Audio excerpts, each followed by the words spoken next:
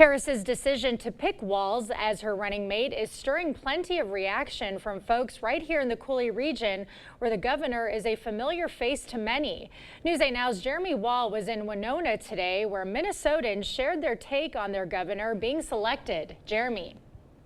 Well, Emily, during a final meeting at the Naval Observatory on Sunday, Vice President Harris says she saw chemistry in the Minnesota governor, helping her make her decision. David Scott from West St. Paul is surprised by Harris's choice. Scott says he thought Harris would select Pennsylvania Governor Josh Shapiro, since Pennsylvania is a critical swing state. Despite his prediction being wrong, Scott says he has a lot of faith in Walz as Harris's running mate. Well, I think they're very similar again in interests and what they're going to be encouraging.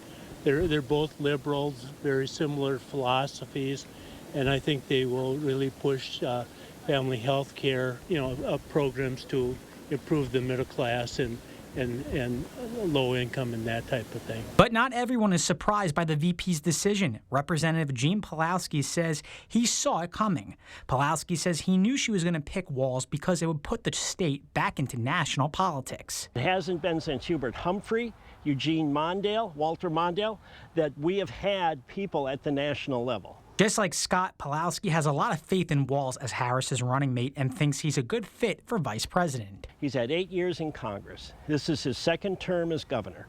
He signed what is probably nationally the most historic budget of all of the 50 states.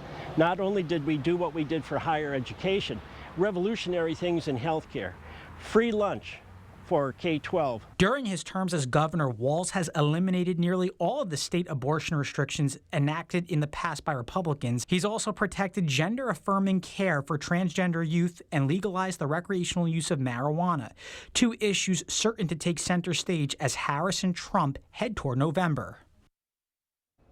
And if elected, Pawlowski says the governor would bring a fresh Midwest perspective to the vice presidency, which he says, Emily, would keep things practical.